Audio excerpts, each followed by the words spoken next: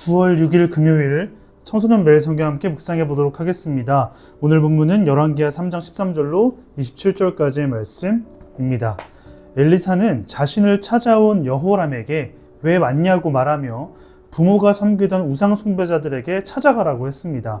이 말을 들은 여호람은 하나님께서 자신들을 부르셨다라고 거짓말을 하죠.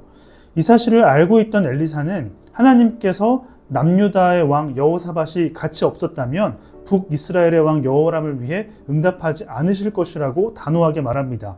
여호람은 인정하지 않지만 여전히 살아계신 하나님께서는 이들을 구원하시기로 결심하십니다.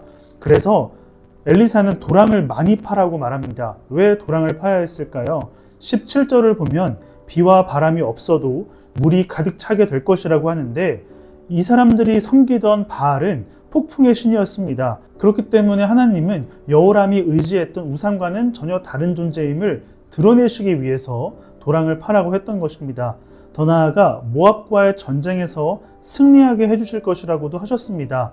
다음 날이 되자 엘리사의 말대로 도랑에 물이 가득 차게 되었습니다. 하나님은 자신을 인정하지는 않지만 자신이 사랑하는 백성들의 목숨을 살려주셨던 것입니다. 한편 모압 군대는 도랑에 채워져 있는 물에 비친 주변에 있는 붉은 지형을 피로 착각했습니다. 그래서 자신들을 공격하러 온 연합군에 분열이 일어났다고 생각을 했고 긴장하지 않고 그곳에 남아있는 전리품들을 가지러 갔던 것 같습니다.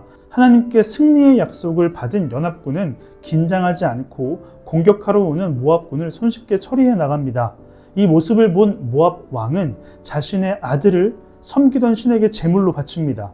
이 모습을 본 이스라엘 군대는 역겨움과 두려움에 사로잡혀서 전의를 상실하고 후퇴하게 됩니다. 왜냐하면 북이스라엘은 그들의 왕들로 인해 우상 숭배를 해왔기 때문에 모압 왕이 했던 행위가 어떤 것인지 잘 알고 있었을 것입니다.